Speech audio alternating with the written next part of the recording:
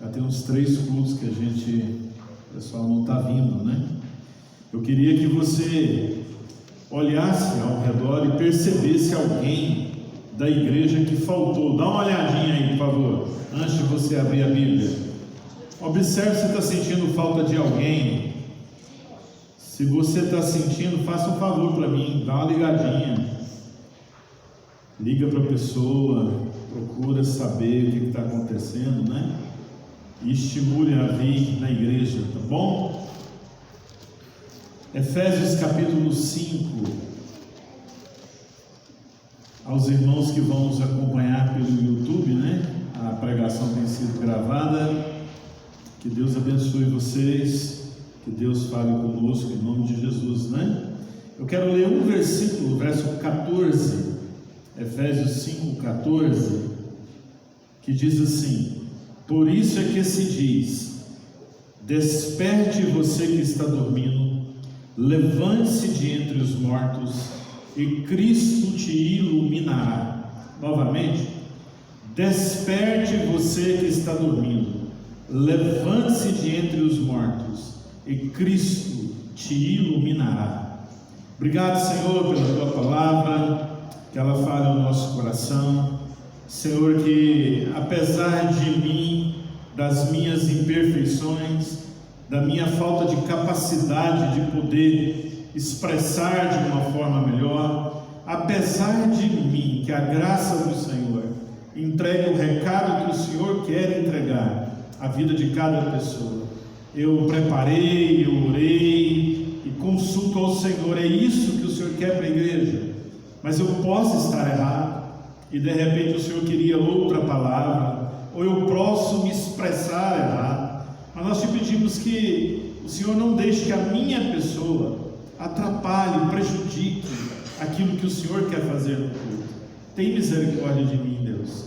Abre os nossos ouvidos para entender a tua palavra e que ela seja praticada no nosso coração, a cada instante, a cada momento.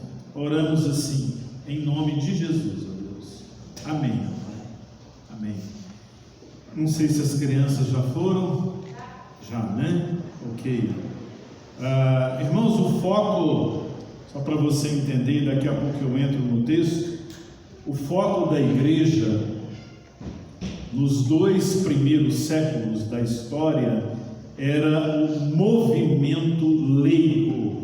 A gente tem algo que a gente chama de leigo, obrigado, irmã, e clero, né? Clero é a classe, como nós poderíamos dizer, sacerdotal, pastor, padre, pessoal que comanda a igreja. E o leigo é os irmãos que faz parte da comunidade. Isso foi cunhado, esse termo.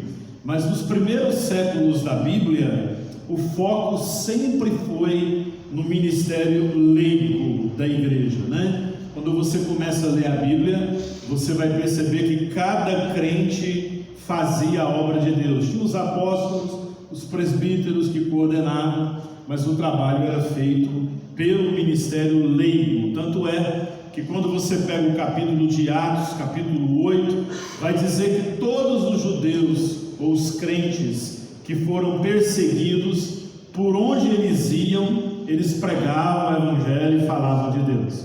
Não era nem os apóstolos, porque muitos deles ficaram em Jerusalém e não saíram, ou saíram depois com algumas perseguições. Quando chegou no 3º século, preste atenção para você entender, quando chegou no 3º século, o conceito profissional começou a entrar na igreja, que a igreja recebe reconhecimento de Constantino, e aí então o bispo Cipriano é o primeiro a usar esse termo, dividindo a igreja, clero e leigo. Quando eu falo leigo, é os irmãos que congregam. Quando eu falo clero, é o padre, o pastor, o bispo, aquele que dirige. Então, cunhou o termo e começou a chamar essa ideia de separar. Aí vem o período conhecido como o período das trevas na história. Por 1500 anos, o movimento leigo ficou parado e a Bíblia e os ensinamentos ficaram na mão do clero, na mão dos padres, na mão dos bispos, né? E tanto é que a gente teve um período muito grande chamado da Era das Trevas de sonolência e de morte espiritual, porque o que era muito de poder no início da Bíblia, que todo crente fazia, todo crente orava, pregava, testemunhava de Jesus, passou a ser uma função do clero, algo institucionalizado, e a igreja então vinha para ouvir o que o clero tinha a falar. Quando foi no século XVI, nós tivemos um movimento chamado de Reforma Protestante, e na Reforma Protestante, um dos grandes pilares levantados foi que o sacerdócio universal. O que é o sacerdócio universal? Quando você vai para a primeira carta de Pedro, capítulo 2, 9, vai dizer: vós, porém, sois raça eleita, nação santa, sacerdócio real, povo de propriedade exclusiva de Deus. Ou seja, desde o início, a Bíblia diz que o crente, ele é sacerdote, é ele quem faz, não tem alguém que vai fazer por ele, não tem o clero, mas é um movimento leigo que faz. E aí a reforma trouxe essa descoberta, e a reforma colocou de novo a Bíblia na mão do povo, porque o povo não tinha a Bíblia, porque o clero tinha a Bíblia. O clero dizia como que se deve fazer para servir a Deus, e aí a membresia, o movimento leigo apenas ouvia, mas a ênfase foi dada muito para colocar a palavra. E aí começou então treinamento de obreiros, o movimento da reforma, o calvinismo, ensinando teologia, espalhando a visão protestante, e trabalhou muito o termo da ideia de qualidade, de excelência, que a pessoa tem que estudar a Bíblia, tem que entender a Bíblia está na sua mão e tal. Mas a reforma, por um lado, não pegou de resgatar o trabalho do crente. O crente trabalha, o crente faz um trabalho para Deus nessa terra. E aí, quando foi no século XX, mais ou menos, depois da Segunda Guerra Mundial, algumas pessoas começaram a dizer que nós tivemos a segunda reforma, que é pegar o trabalho do clero e colocar na mão dos crentes, como era assim desde o início da Bíblia. Ou seja, não é só o pastor, o padre, o bispo, o sacerdote, o presbítero que devem trabalhar no reino de Deus na igreja. O trabalho pertence a todo o povo de Deus. O pastor é apenas um coordenador. Então isso que ficou muito jogado para lá é função nossa, nós fazermos isso. Bom, eu queria pegar esse versículo para dizer que, por mais que a reforma ensina sacerdócio universal, o que é o sacerdócio universal? Todo crente trabalha no reino de Deus. Todo crente foi chamado para pregar o Evangelho, ensinar a Bíblia e as funções que a Bíblia tem. Eu quero pegar sobre o gigante adormecido, trazer essa ideia para nós, porque a gente ainda acompanha a igreja, e por mais que a gente na teoria defende que todo crente é chamado por Deus para trabalhar, na prática isso ainda continua muito na mão dos pastores, na mão da classe que dirige a igreja, dos presbíteros. Até alguém diz assim: o pastor recebe para isso, o padre recebe para isso, então é função dele fazer isso. Não é a função dele, é função da igreja pregar o Evangelho, desenvolver o trabalho no reino de Deus. A função pastoral e de padre ou bispo é treinar. E aí você pega esse versículo, Paulo está fazendo uma citação livre, ele está olhando para dentro dos crentes, dentro de um contexto salvo, e ele está vendo que os crentes não estavam desempenhando o seu papel, eles estavam meio que adormecidos no meio de uma sociedade, não pregavam o Evangelho, não iluminavam como devia iluminar, não trabalhavam como devia trabalhar. E Paulo então está dizendo: ó, tu que dormes, levanta dessa sonolência, acorda para a sua função, desperta na vocação que você tem. E eu quero aplicar dentro deste texto a lentidão espiritual, para a gente aprender a resgatar o trabalho que é seu, o trabalho que é meu, que não é apenas do pastor, ou de uma classe que é assalariada da igreja, ou de alguém que tem cargos na igreja. Todo crente lavado no sangue de Jesus tem funções a desempenhar no corpo de Cristo, porque você é um sacerdote escolhido por Deus, e nós não podemos então desprezar o trabalho, ok? Então esse era o sonho até de Moisés. Lá no Velho Testamento, Moisés entrega, tem algumas pessoas que estavam profetizando, e o pessoal vem condenando eles. Moisés, quem dera o Espírito de Deus tomasse, todos profetizassem, todos entregassem a palavra de Deus. Então, quando alguém te perguntar qual é a função de pregar o Evangelho, de pastorear, de cuidar das pessoas, qual é a função, de quem é a função de espalhar missões, de interpretar a Bíblia, essa função não é do pastor, essa função é sua, essa função é minha, como crente da igreja. Você é sacerdote de Deus, você é luz de Deus. Então eu queria pegar nisso e dizer quais as 3 funções básicas de um sacerdote. Mas quando eu falo sacerdote, na sua cabeça já vem o quê? Quando eu falo assim, igreja, a gente já pensa nesse lugar aqui. Quando eu falo sacerdote, vem na sua cabeça automático um padre, um pastor e um bispo. Mas você é o sacerdote. Então, quais as funções de um sacerdote na Bíblia? Eu quero dar 3 para os irmãos. A primeira função do sacerdote é praticar a intercessão, é orar. Por exemplo, a Bíblia diz que Jesus é o supremo sumo sacerdote. Hebreus 9, 1 João 2, Hebreus 2, vai dizer que Ele intercede por nós. Jesus ora por você e Jesus ora por mim hoje. E quando Ele estava na terra, Ele orou por nós.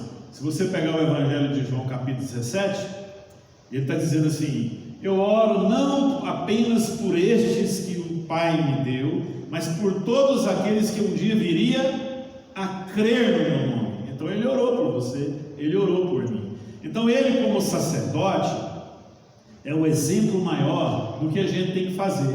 As 3 coisas que eu vou citar para os irmãos, Jesus fazia por excelência, e nós temos que fazer. Não apenas o pastor. Você não pode apenas, no nosso caso aqui, né? Você não pode dizer assim: o pastor recebe da igreja, então é função dele. É função dele ensinar a Bíblia, é função dele interpretar a Bíblia, é função dele pregar, é função dele expulsar demônio, é função dele missões. O que mais tem na igreja? É função dele obra social, é função... Não, essa não é minha função, é função nossa. Cada pessoa foi chamada não para ser um inútil, mas para ser útil à obra de Deus. Se Deus chamasse você para ficar no banco assentado, sem fazer nada, e eu não estou dizendo que os irmãos não estão fazendo nada, entendo o que eu quero dizer. Eu estou dizendo que se a função da congregação fosse só vir e ouvir e ir embora, então você não precisava estar aqui, a gente poderia estar no céu. Se converte, promove para o céu. Se converte, promove para o céu. Mas a função é nossa. Se você está plantado onde você está, você é o sacerdote do lugar que você está, e o lugar que você está é a igreja de Deus. Então você está no seu trabalho, lá no seu trabalho, você é o sacerdote de Deus, e aquele lugar é a igreja de Deus, porque você tem que pregar o Evangelho lá, e tem que desempenhar todas as funções que a Bíblia ensina, e a primeira delas é orar. É função do crente orar. Por exemplo, 2 Timóteo 2,1 diz assim: antes de tudo, pois, exorto que use a prática de súplicas, orações, intercessões, ações de graça em favor de todos os homens. É função nossa, é função sua como crente, minha como crente, orar, interceder, orar pelas pessoas.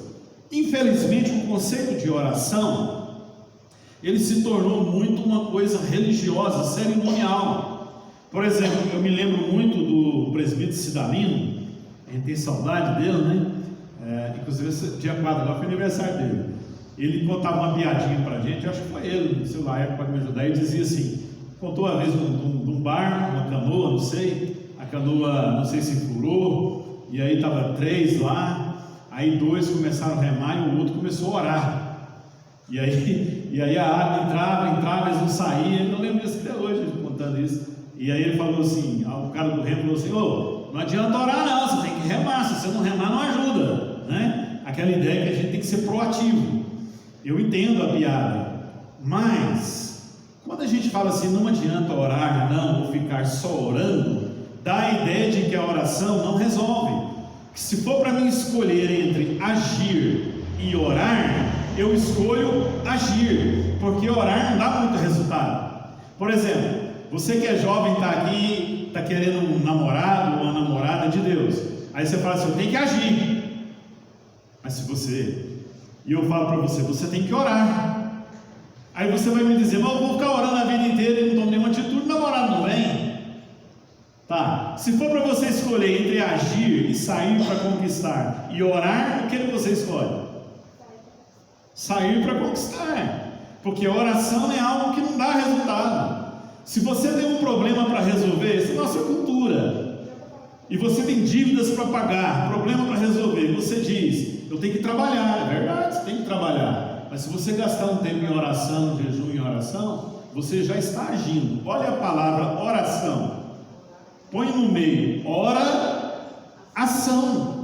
O fato de orar já é uma atitude de ação. Então a oração nunca é uma inércia, nunca é uma inércia de você falar assim: não adianta ficar só orando e não agir. Ok, e não adianta agir e não orar.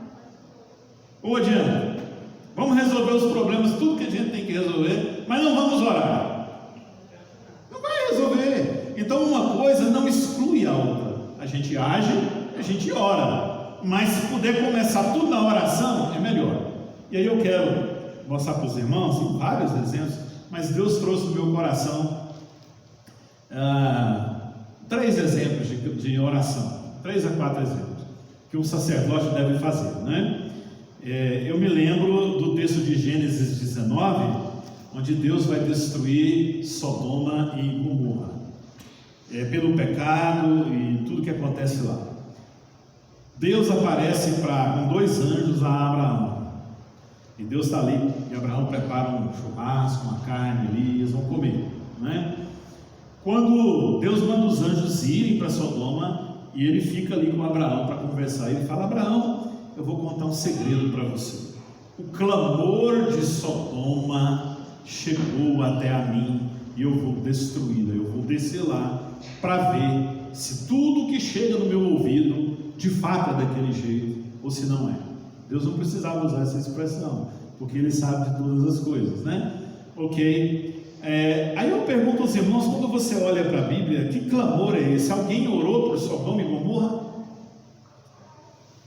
Será que alguém orou por Sodoma e Gomorra? Nós temos 2 interpretações. A primeira, que tudo, o nosso estilo de vida, a maneira como nós vivemos, a dor da nossa alma, ou o abuso dos prazeres da nossa alma, eles vão enchendo a taça na presença de Deus.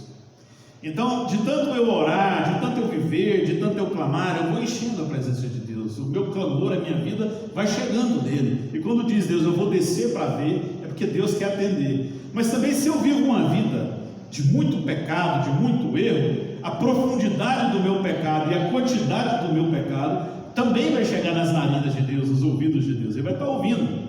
Então, a maneira que eu vivo é um clamor que sobe até Deus. Então, a maldade de Sodoma e Gomorra chegou aos ouvidos de Deus, e Deus estava ouvindo, pelo jeito que eles viviam. Pode ser isso. Mas 2 Pedro diz assim, que havia um crente em Sodoma e Gomorra, um crente. Quem era ele? Ló. Gênesis 13 vai dizer que Ló era o cara que encantava pela aparência, que encantava pela terra, que encantava pela prosperidade. Abraão dizia para ele: escolhe onde você quer ficar, a terra é pequena, os gados são muitos, pode escolher. Ló escolheu a bênção, a terra melhor. Abraão ficou com a terra mais ruim, mas Abraão escolheu Deus. Deus me abençoa, e Deus prosperou Abraão. Ok, eu não sei o que tinha naquela cidade, mas Ló era um crente que não conseguia sair daquela cidade. Cresceu ali em bens, armou as barracas, a Bíblia diz que foi armando tenda. Cada vez ele foi se aproximando da cidade de Sodoma e Gomorra, cada vez criando as filhas que teve. Só que a Bíblia diz em Pedro que ele afligia a alma dele, ele era justo, ele nunca se manifestava, ele nunca falava os erros de Sodoma e Gomorra, ele vivia lá no meio. Mas a Bíblia diz lá em Pedro que a alma dele afligia pela imoralidade, pelo pecado, pela sujeira, pela porcariada, se puder dizer assim, que tinha em Sodoma e Gomorra, ok? E Deus estava ouvindo o clamor dele. É tão interessante que às vezes nós, como crentes, somos aprisionados em algumas coisas que a gente tem dificuldade de largar. Porque quando Deus manda o anjo lá, e o anjo tem que arrastar Ló, diz que Ló não saía, ia ter que arrastar, vambora, que eu vou destruir a cidade. Às vezes tem coisa na nossa vida que a gente está arrastando para largar, e se Deus não der um jeito, a gente tem dificuldade para largar, mesmo sendo justo. Ló vivia ali, vivia num ambiente de sexualidade depravada, mas ele criou as filhas. E quando os dois anjos visitam a casa dele, se você conhece o texto, diz lá o texto que a cidade ficou sabendo, e os homens foram lá fazer o quê?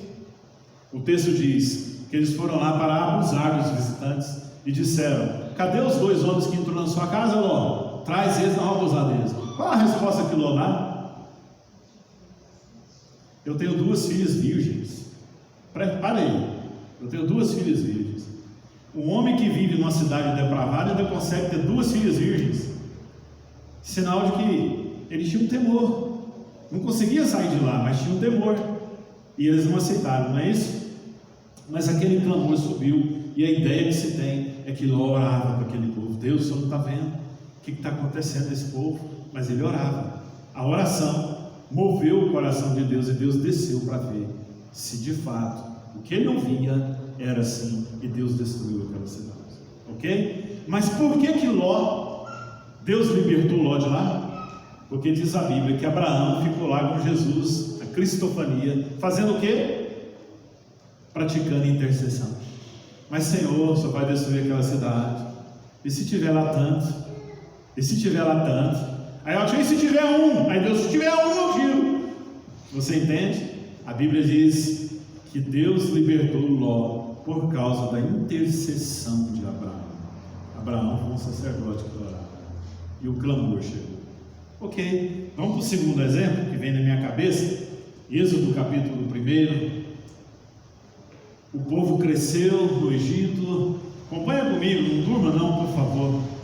O povo cresceu no Egito, prosperou muito lá. José se tornou grande, o segundo, ou o primeiro abaixo de Faraó. Cresceu muito. Aí diz o texto assim: e o rei mudou, ou a ideia, a dinastia mudou. Não é o rei ou o Faraó, a dinastia mudou. E aí a coisa ficou feia, o pessoal não ficou? O que o novo Faraó fez? Esse povo está grande, esse povo está crescendo, esse povo vai tomar a gente, eles multiplicam. E aí então o Egito escravizou o povo de Israel, com muito sofrimento. Construíram 2 cidades, trabalharam como escravos, morriam ali como escravos. Foram 400 anos sendo escravizados no Egito, vivendo sem direito à manifestação. Graças a Deus que a gente tem direito a hoje. Mas eles não podiam sair da cidade e dizer: ô Faraó, nós estamos manifestando porque o Senhor vai destruir a gente. Eles não podiam. Vivia a maior desgraça no meio do Egito, morria. Mas o que eles faziam? A Bíblia diz no livro que diz assim: o clamor da dor e do sofrimento desse povo chegou aos meus ouvidos. Tudo começou aonde? Oração. Oravam, e a oração moveu o coração de Deus para mover as situações. E quando você vai ler a história de Moisés tirando o povo do Egito, estava tudo arruinado, tudo destruído, mas Deus tirou o povo do Egito. Por causa de quê? Da ação ou da oração? Da oração. A ação teve depois, mas a oração não é algo inerte, é algo dinâmico diante de Deus. Quando você vai para a vida de Josué ali está com Moisés lá, eles vão tomar a terra. Josué vai para a batalha, vai para a ação, na luta, se eu não me engano, com os midianitas.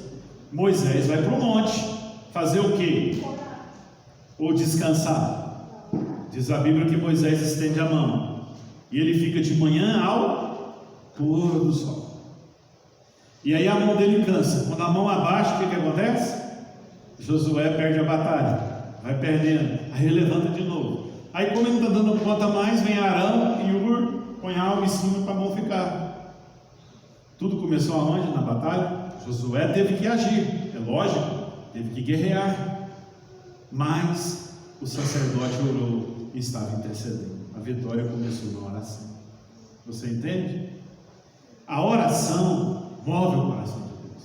Então, quando você diz, eu vou orar por um problema que eu estou tendo, ou eu vou orar pela nossa nação, eu vou jejuar e pagar um preço pela nossa oração, você está fazendo alguma coisa, porque você entrou no mundo dinâmico espiritual de Deus. A oração é uma manifestação de que as coisas não vão bem e que Deus precisa agir. É a oração que vai encher o coração de Deus. Você tem outro exemplo, e o último. Você vai para Esdras, para Esther. O que acontece em Esther? Tem um cara lá, muito poderoso, abaixo do rei, e o rei dá algumas ordens lá, mas existe um homem chamado Mordecai. Esse homem não se inclina, e esse cara fica com raiva, ele bola uma trama toda lá, e pede ao rei, tem um povo aqui que não obedece às suas leis, vamos matar este povo, acabar com eles, não é isso? E o rei dá um decreto e faz o que você quiser. E aí há um decreto de morte para todo judeu ali no rei Assuero. Todo judeu seria exterminado. Já pensou? Não tinha direito de manifestação. Aí a Bíblia diz em Esther capítulo 4 que Mordecai tira a roupa e sai gritando, porque a dor da alma dele, o luto dele era demais. E Deus ouviu, e aí Esther ficou sabendo. O que a Esther falou? Põe o povo tudo para jejuar. Todo judeu vai jejuar, vai orar. Eu não sou permitido entrar na corte, mas eu vou entrar. E naquela época, se entrasse sem a permissão do rei, o rei mandava executar, mesmo que fosse rainha. Mas ela diz, todo mundo de jejum e oração. Onde começou a vitória? Oração. Ela entrou e o rei não executou. E Deus promoveu a libertação ali naquele reinado, através do jejum e da oração. Amém. Essa é a nossa função, irmão. De repente, orar, nós estamos orando pouco. Eu acredito que a nossa igreja está inerte, a minha vida está inerte. Eu, como pastor, tenho orado pouco pelo país, pela situação política do país. Eu tenho orado pouco. Eu não sei se você tem orado pouco, ou se tem orado. Eu tenho orado pouco. E o meu dever como sacerdote é jejuar todos os dias, é orar todos os dias, para o governo brasileiro, para a política, para as pessoas que estão com tantas injustiças. Eu devo orar por todo, eu devo orar pelo mundo. A pergunta é, eu e você estamos orando, fazendo o nosso papel? A igreja precisa orar, porque tudo começa na oração. Tudo, toda vitória que a gente precisar, começa na oração. A oração é dinâmica, a oração é uma atitude. Não tem como ficar parado diante da oração. É uma manifestação. Deus ouça, Deus, e a Bíblia diz que Deus habita com quem tem um coração quebrantado. Se você se dispor a chorar pela sua família, chorar pelo seu problema, chorar pela sua angústia, clamar ao Senhor, jejuar ao Senhor, o Senhor ouvirá. O Senhor vai mover, porque Ele ouve. É sua função e é minha função. Orar todos os dias, né? A gente vê muitas manifestações, muita gente orando, coisas acontecendo que são bonitas, mas eu pergunto, precisava de chegar o estado que chegou para a gente poder orar pela nossa nação? Orar pelo recanto do sol? Orar pelas ruas, pela criminalidade que está tendo? Orar por drogas e tanta gente morrendo? Você ora, você pratica oração? É nosso dever, é seu dever, é meu dever orar. Orar é a primeira atitude, é a primeira ação que a gente tem que tomar. E se a gente fizer isso, a gente vai estar executando a função maravilhosa de interceder colocar a pessoa na presença de Deus. Segunda atitude de um sacerdote deve praticar a interpretação da Bíblia, as Escrituras, né? Se você é sacerdote, você tem que ter o hábito de ler a Bíblia, e você tem que ter o hábito de estudar a Bíblia, você tem que ter o hábito de decorar a Bíblia, e de entendê-la, e de analisar, e de ver o que Deus está querendo. É função sua interpretar a Bíblia, não é apenas o pastor. E a gente tem 3 interpretações. Você tem a interpretação papista, seguida pela Igreja Católica, o Papa, os dogmas, eles interpretam a Bíblia, faz a revisão que tem de fazer e determina o que a igreja tem que seguir, ok? Você tem a interpretação personalista. O que é personalista? Cada um aqui começa a estudar a Bíblia, interpreta do seu jeito e inventa suas doutrinas e segue o que quer. Aí vai ser só confusão, porque alguém já disse que a Bíblia é a mãe das heresias. Todo mundo que quer inventar uma doutrina falsa usa a Bíblia, certo? E a gente tem a interpretação da igreja, a interpretação gramatical, histórica, que você aprende a ler a Bíblia, o contexto da Bíblia, a história da Bíblia, as palavras usadas, e você vai tirar os princípios daquela época que vale hoje para a nossa vida. E aí a igreja te ajuda nisso, o pastor ajuda nisso, o ancião ajuda nisso, mas você começa a reconhecer que você tem a unção de Deus, que você tem que estudar e que a igreja é um auxílio para a sua vida. Então, quando você só estuda a Bíblia, quando ouve o pastor pregar, ou quando frequenta uma escola dominical, ou uma sala bíblica, ou um grupo familiar, você está pecando. Você tem que ler a Bíblia todos os dias. É função sua, é função ler um negócio. Eu não entendi esse negócio. Como é que eu faço? Compre livros, compre enciclopédia, vai na fonte que pode te ajudar, venha na igreja, faça perguntas, mas aprenda o que a Bíblia quer dizer para você. O crente tem que ter a Bíblia na mão. Para que ele tem que interpretar a Bíblia? É lógico, para apresentar às pessoas que sofrem o Evangelho de Cristo e a mensagem de esperança. Amém. Entende? Você é sacerdote, você está lá no seu trabalho, os colegas do seu trabalho com você estão angustiados, tem alguém que está muito deprimido, querendo tirar a vida, não tem nem esperança, não é nada. Você tem uma palavra de esperança para ele. Que palavra? A palavra que você estuda, a palavra que você decora, a palavra que você lê, a palavra que o Espírito Santo te ensina. É função sua. A Bíblia está aqui para você, está na sua mão. Então, se você não lê, não estuda, não aprende, como é que você vai passar para frente? Não é função do pastor. A função do pastor é treinar, tentar ajudar nesse processo. Mas como sacerdote, você tem que dar, ou pelo menos apresentar, respostas ao sofrimento humano.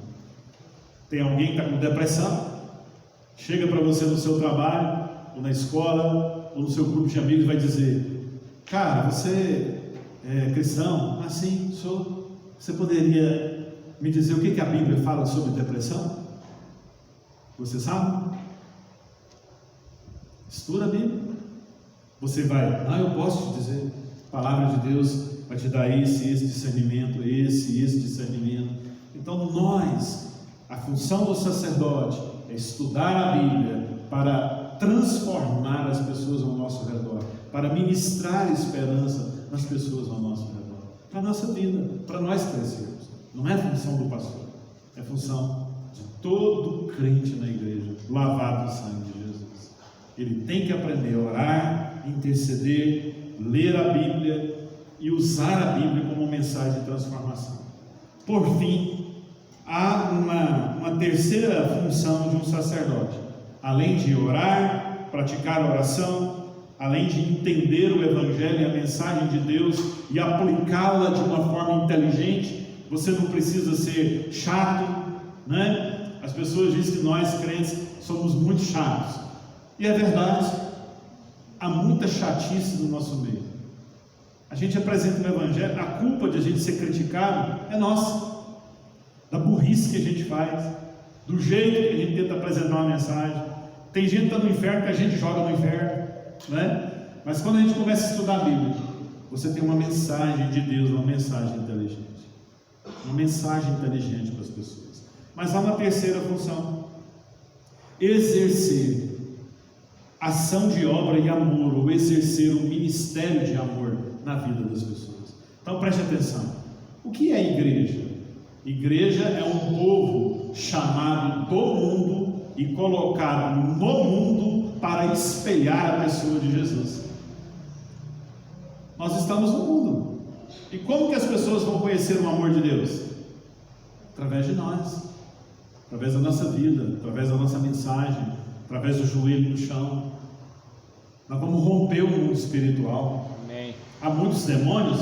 Há muitos demônios que lutam. A gente está tendo agora tantos vídeos que você ouve, 700 mil Exu, 1 milhão disso. Irmãos, a Bíblia sempre já falou disso. Todo pecado, toda corrupção, toda idolatria, tem um monte de demônios atrás, atormentando, enchendo a paciência, desvirtuando a gente. Não precisa nem mais de uma profecia para mostrar para nós que nós estamos lutando contra o capeta, os demônios encarnados na vida das pessoas. Não precisa, nós já sabemos. A Bíblia ensina isso para nós, não é? E há muito demônio mesmo. Há pessoas no governo endemoniadas, há pessoas nas igrejas endemoniadas, há pessoas nos trabalhos endemoniadas. Quando não estão endemoniadas, estão cheias da maldade de Satanás. Nós vivemos num mundo assim. Mas nós temos que demonstrar atitudes de amor e de serviço. Por exemplo, querem ver o tanto que a gente está corrompido os termos? Quando eu digo assim: você é um sacerdote vocacionado por Deus, chamado para Deus. O que você pensa? Não precisa nem responder não. Pensa aí. Deus está chamando você, Lilian, para ser uma sacerdotisa. A gente geralmente pensa assim: ixi, o Luan fala, então tem que largar o trabalho e ir para o seminário. A gente pensa que vocação significa ir para o seminário, ir para as coisas sacras, sagradas, não é isso? Não. Vocação, todo trabalho nosso, nós fazemos parte de uma vocação. A primeira vocação é ser convertido. Jesus chamou você e eu das trevas para a luz. A segunda vocação é: qual é a minha missão? Eu fui salvo para quê? Eu estou no meu trabalho sendo o quê? Então eu preciso demonstrar a graça de Deus. Querem ver? Na Idade Média, quando se dizia que um pintor era sacro, por que ele era sacro? Porque ele pintava telas da igreja católica, telas religiosas, não é? Quando diz para você assim, você é gospel, por que a gente fala que uma pessoa é gospel? Porque ela compõe músicas gospel. Mas o que é música gospel?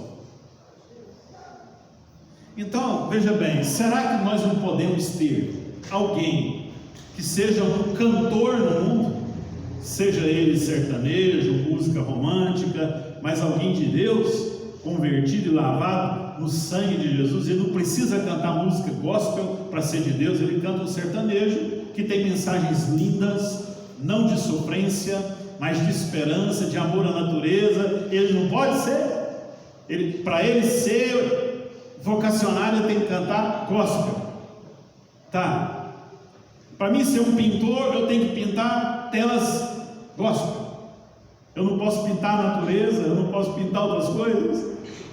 Aí eu pergunto para você então, como é que fica o eletricista? Como é que é o eletricista gospel?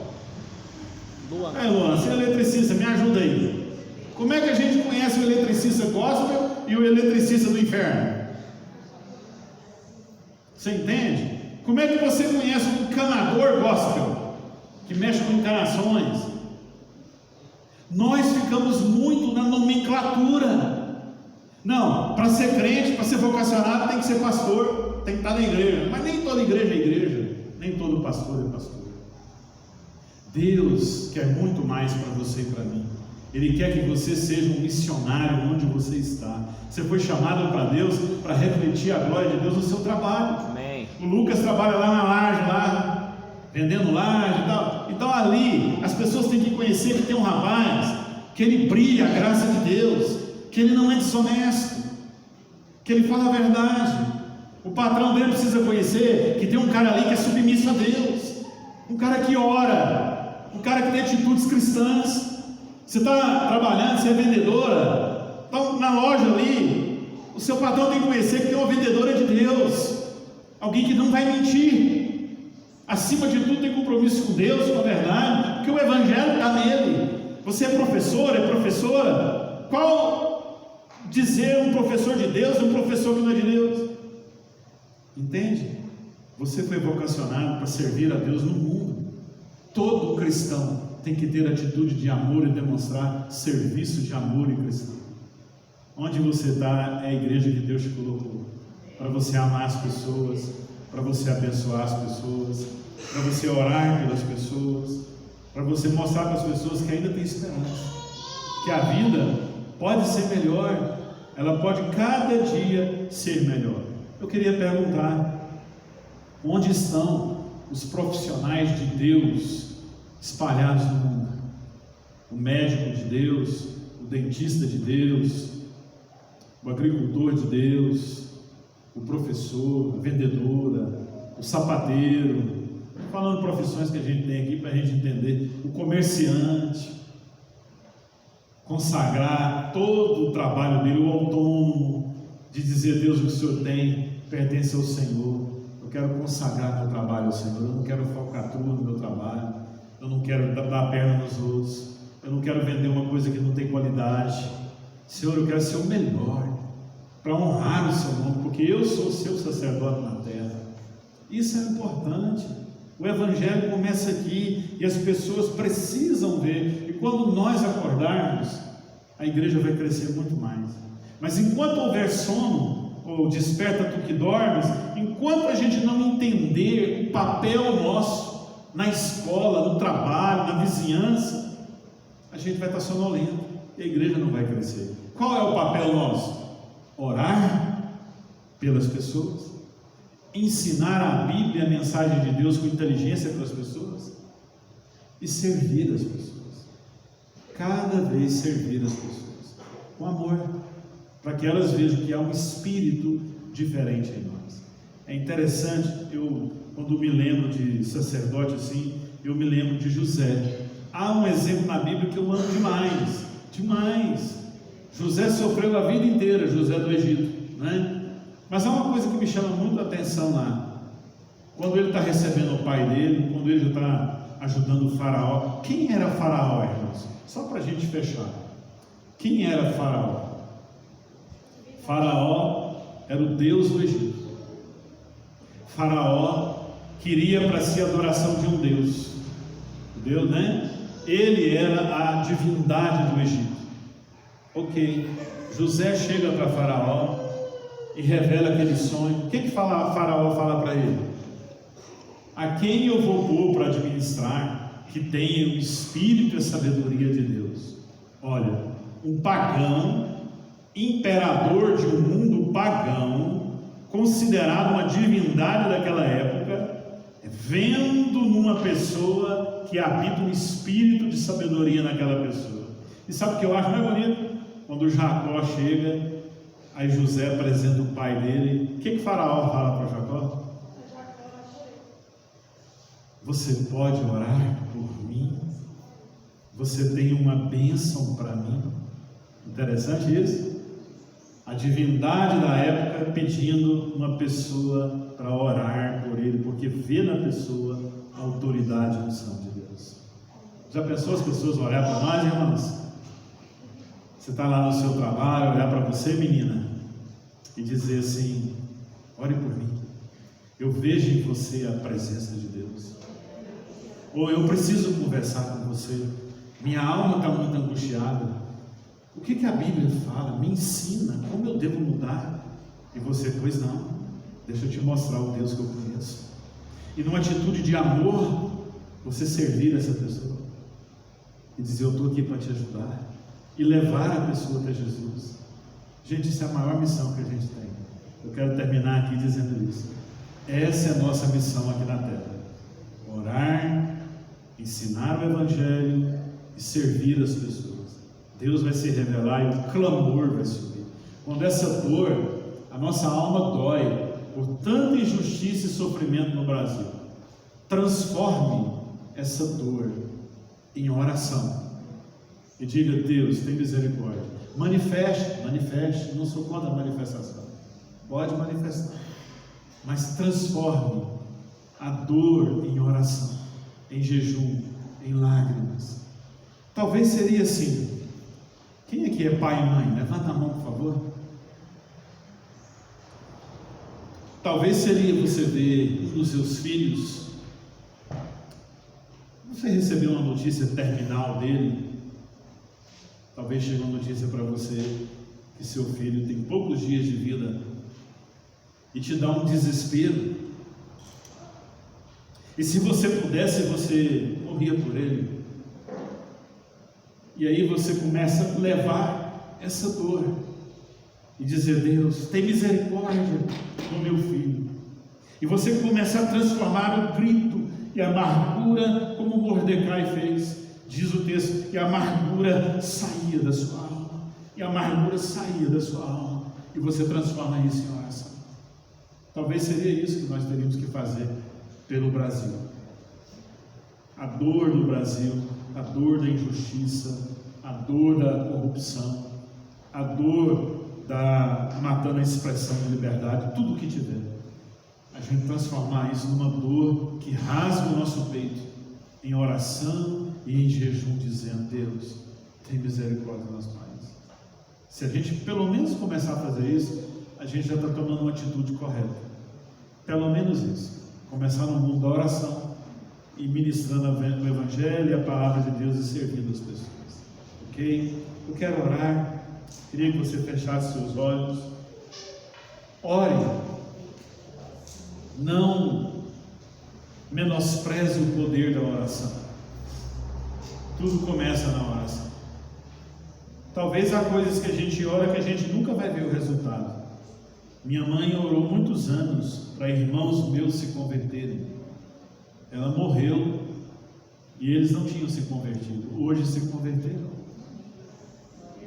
Talvez coisas que você vai orar aqui hoje, ou a vida inteira pondo o joelho no chão, você nunca vai ver. Mas é uma semente no coração de Deus. De você dizer: Deus, eu não aceito criar filhos para o inferno. Eu estou muito mais preocupado dos meus filhos ou dos meus irmãos irem para o inferno do que na qualidade do Brasil que eles vão viver. Eu quero um Brasil melhor, quero, mas acima de tudo, eu quero que os meus filhos vão para o céu. Eu quero que vocês que estão aqui hoje e eu possamos caminhar para o céu. Eu quero ver a gente cada dia livre das garras de Satanás. Muito mais do que as garras do comunismo, é as garras de Satanás, amargando, destruindo nossa vida, destruindo nossa casa, roubando os valores, matando a nossa fé. Muito mais. Satanás tem feito muito mais. Tem usado o governo, tem usado estruturas, mas a minha preocupação é onde você vai passar a eternidade. Confesso que não sei como será o Brasil daqui a uns anos, nem sei pelo que orar também. Eu oro para que a gente tenha dias melhores, mas eu confesso que o que atormenta a minha alma é saber quantos que estão aqui hoje, onde você vai passar a eternidade. É isso que atormenta a minha alma, e eu preciso orar por você, para que você largue os prazeres da terra. Se eles te dão alegria e te enchem de prazer, saiba, tudo vai passar, mas a eternidade continua. E esse é meu desejo, onde você vai passar a eternidade. Pai, muito obrigado por tua palavra. Nós oramos pela nossa vida, Senhor. Oramos pela geração dos nossos filhos, oramos pelos nossos netos. Nós ainda queremos um Brasil melhor, por isso que oramos pelo esse Brasil. E a função de fazê-lo melhor é do Senhor, Pai. É nossa em viver, em demonstrar o caráter de Deus, a unidade de Deus, e ser pessoas melhores todo dia. Mas está nas tuas mãos, Senhor. Caminhamos para o fim da história, e o fim da história, segundo as Escrituras, vem caos, vem problemas, vem dificuldades, mas nós oramos ainda por dias melhores. mas acima de tudo que esse caos, esses dias melhores, esses problemas não roubam o foco da nossa oração, que é a nossa alma, a nossa vida, onde nós passaremos a nossa eternidade. Que o nosso coração se dobre diante do Senhor. E a nossa missão maior é servir o Senhor no mundo. Que as pessoas no mundo vejam sua graça, seu amor, sua humildade em nós. Queremos ser a igreja que prega contra o que está errado, mas acima de tudo que ama o pecador. Nos ensina a amar o pecador, nos ensina a amar aqueles que pensam diferente de nós, nos ensina a amar uns aos outros dentro da igreja. Muito obrigado por sua presença, muito obrigado pelo seu amor. Faça cada um de nós despertar dessa sonolência, de não contribuir, de não fazer nossa parte, de achar que é função do outro fazer. Não. Se estamos no exército de Cristo, se somos convertidos em Jesus, temos uma missão, uma vocação na nossa vida. Então, não fui chamado para ser inútil, fui chamado para ser útil. Que o Senhor nos ajude a desempenhar o nosso papel na sociedade em que vivemos, Pai. Onde estamos plantados, no trabalho onde estamos, que as pessoas conheçam a quem servimos e o Deus que nós amamos, Pai.